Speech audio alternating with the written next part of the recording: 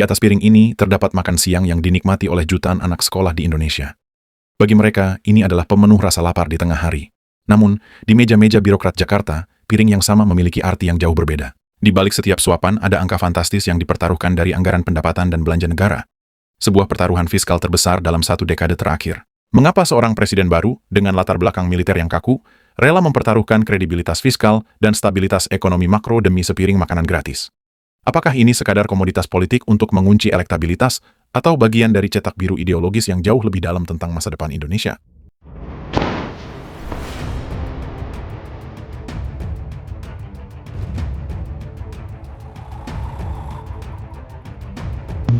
Waktu saya canangkan program ini, saya diejek, saya ditertawakan, saya dibilang saya ini setengah gila, atau mungkin sudah gila. Ketika program makan bergizi gratis atau MBG pertama kali dilemparkan ke publik, perdebatan segera terpolarisasi. Para kritikus menyebutnya sebagai kebijakan mercusuar yang tidak realistis, sementara para pendukungnya memujinya sebagai revolusi kesejahteraan. Namun, jika kita hanya berdebat tentang apakah program ini akan berhasil atau gagal, kita melewatkan pertanyaan yang jauh lebih fundamental. Pertanyaan besarnya bukan sekadar teknis distribusinya, melainkan apa yang sebenarnya ada di balik cara berpikir Prabowo Subianto hingga lahirlah kebijakan ini. Untuk memahaminya, kita tidak bisa hanya melihat MBG sebagai program kementerian. Kita harus membedahnya sebagai sebuah teka-teki utuh. Mengurai akar sejarah gagasannya, ideologi ekonomi yang ia anut, logika geopolitik di kepalanya, hingga risiko nyata yang siap mengintai fondasi ekonomi kita. Ini bukan sekadar tentang nutrisi. Ini adalah tentang bagaimana kekuasaan mendefinisikan kedaulatan. Prabowo tidak dibentuk di ruang seminar ekonomi neoliberal abad ke-21. Sebaliknya, isi kepalanya adalah produk dari dua dunia, pemikiran ekonomi nasionalis strukturalis sang ayah, Soemitro Djoyo Hadikusumo, dan doktrin militer Orde Baru yang memandang ketahanan nasional dari kacamata fisik. Dalam manifesto politik yang ia tulis selama bertahun-tahun, termasuk buku Paradoks Indonesia, terdapat satu kecemasan yang konsisten, kebocoran kekayaan negara dan lemahnya fisik bangsa. Bagi Prabowo, sebuah negara tidak bisa menjadi kekuatan global, great power, jika fondasi biologis manusianya rapuh. Dalam doktrin militer klasik, total war atau perang semesta membutuhkan pasokan prajurit dan pekerja yang prima. Maka, apakah MBG muncul tiba-tiba sebagai taktik elektoral 2024? Jawabannya, tidak. MBG adalah puncak dari gagasan obsesif yang telah lama ia pendam. Ini merupakan pengejawantahan dari keyakinannya bahwa intervensi negara harus masuk langsung ke unit paling dasar dari manusia, perutnya.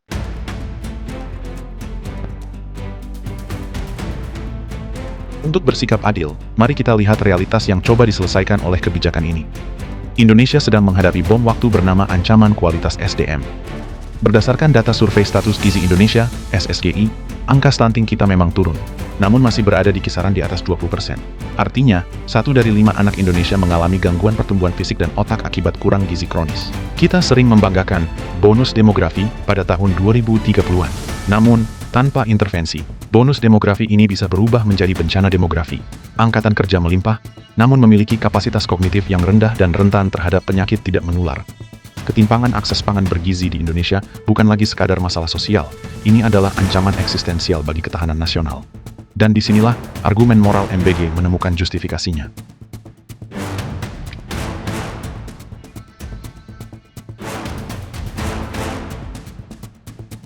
Mari kita bedah bagaimana raksasa baru ini bekerja. Untuk mengeksekusi program ini, Prabowo tidak menggunakan kementerian yang sudah ada. Ia membentuk lembaga khusus yang bertanggung jawab langsung kepada Presiden, Badan Gizi Nasional, BGN. Targetnya tidak main-main. Lebih dari 80 juta penerima manfaat, mulai dari anak PAUD, SD, SMP, SMA, hingga ibu hamil dan menyusui. Mekanismenya bertumpu pada pembangunan ribuan satuan pelayanan pangan bergizi, SPPG, yang berfungsi sebagai dapur pusat di tingkat kecamatan. Dapur-dapur ini bertugas memasok makanan matang siap saji dengan standar kalori dan protein ketat setiap pagi ke sekolah-sekolah di radius operasional mereka. Secara teori, ini adalah rantai pasok raksasa yang membutuhkan koordinasi logistik setingkat operasi militer. Dari semua instrumen kebijakan ekonomi yang ada, seperti bantuan tunai, BLT, subsidi energi, atau pembangunan infrastruktur fisik, mengapa Prabowo memilih makanan sebagai jangkar kebijakannya? Jawabannya terletak pada konsep sosiologi politik yang disebut politics of everyday life, politik keseharian. Makanan yang masuk ke mulut anak setiap hari adalah bentuk kehadiran negara yang paling nyata, paling intim, dan paling sulit dilupakan. Bantuan tunai seringkali tidak berwujud. Ia masuk ke rekening, lalu habis untuk membeli pulsa atau rokok kepala keluarga. Infrastruktur seperti jalan tol terasa abstrak bagi keluarga miskin di pelosok. Secara psikologi politik, MBG menciptakan kontrak sosial baru antara rakyat dan penguasa. Negara tidak lagi hanya menjaga keamanan perbatasan atau mengatur regulasi, negara kini bertindak sebagai pengasuh langsung di meja makan warga negaranya.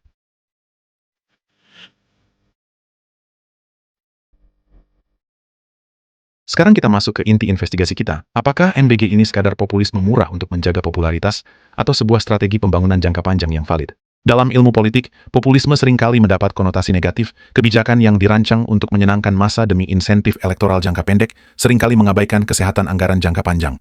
Kita melihat ini dalam sejarah Amerika Latin pada pertengahan abad ke-20. Namun, para pemikir ekonomi pembangunan juga mengenal konsep populisme produktif. Ini adalah kondisi di mana kebijakan populis digunakan untuk mendistribusikan kembali kekayaan negara langsung ke sektor akar rumput guna membangun kapasitas produktif manusia. Hal ini pada gilirannya akan menggerakkan ekonomi lokal melalui efek pengganda. Peternak ayam lokal, petani sayur, dan UMKM logistik terintegrasi dengan dapur program. Di mana posisi MBG dalam spektrum ini? Batas antara populisme produktif dan jebakan fiskal yang merusak sangatlah tipis. Dan penentunya adalah eksekusi di lapangan. Indonesia bukanlah negara pertama yang melakukan pertaruhan ini. Mari kita bercermin pada negara lain yang telah melakukannya. Dari India, kita belajar bahwa program ini sukses meningkatkan angka partisipasi sekolah. Dari Jepang, kita melihat bagaimana makanan sekolah digunakan untuk membentuk disiplin karakter dan budaya gizi nasional jangka panjang. Dari Brasil, kita tahu bahwa menghubungkan pasokan makanan dengan petani lokal adalah kunci sukses ekonomi makro.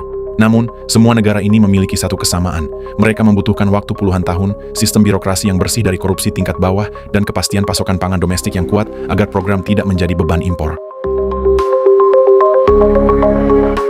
Namun, disinilah idealisme Prabowo berbenturan dengan realitas keras Indonesia. Tantangan terbesar MBG bukanlah pada niatnya, melainkan pada ekosistem implementasinya yang berisiko menghadapi 3 lubang hitam utama. Ketika anggaran naik dari 71 triliun menuju 400 triliun per tahun, pertanyaan yang muncul adalah, dari mana uangnya berasal? Jika ruang pajak tidak meningkat secara signifikan, negara terpaksa melakukan realokasi dari sektor vital lain, seperti riset, infrastruktur digital, atau kesehatan umum. Atau memperlebar defisit APBN dengan menambah utang luar negeri. Mengirimkan makanan segar berprotein setiap hari di Pulau Jawa yang memiliki infrastruktur matang adalah perkara mudah. Namun, bagaimana dengan pulau-pulau kecil di Maluku, pedalaman Papua, atau wilayah perbatasan Kalimantan? Ketiadaan cold chain, rantai pendingin, dan infrastruktur jalan berisiko membuat makanan membusuk sebelum sampai, atau biaya logistiknya melambung melampaui harga makanannya itu sendiri. Program dengan perputaran uang tunai dan pengadaan barang sebesar ini adalah madu bagi para pemburu rente di tingkat lokal. Mulai dari markup harga bahan baku, penurunan kualitas gizi demi keuntungan sepihak, hingga manipulasi data penerima manfaat. Jika fungsi pengawasan Badan Gizi Nasional tumpul, program ini berisiko menjadi skandal korupsi terbesar dalam sejarah modern kita. Pada akhirnya, kebijakan megah ini akan membawa Indonesia ke salah satu dari 2 persimpangan jalan ekstrim dalam kurun waktu 10 tahun ke depan. Jika MBG berhasil, ia akan dikenang sebagai titik balik transformasi sosial Indonesia. Generasi baru yang lahir tanpa stunting akan memiliki kapasitas kognitif tinggi, mampu menyerap pekerjaan teknologi tinggi, mendongkrak produktivitas nasional, dan membawa Indonesia keluar dari middle income trap. Ekonomi lokal di ribuan kecamatan akan hidup karena uang negara berputar langsung di sana. Namun, jika program ini gagal akibat salah urus dan korupsi, ia akan berubah menjadi monster fiskal yang menghisap habis ruang belanja negara. Kita akan melihat pemborosan anggaran triliunan rupiah tanpa perbaikan kualitas SDM, yang berarti peringkat utang negara anjlok, stabilitas makroekonomi goyah, dan yang paling berbahaya, runtuhnya kepercayaan publik terhadap kapasitas negara untuk mengurus rakyatnya.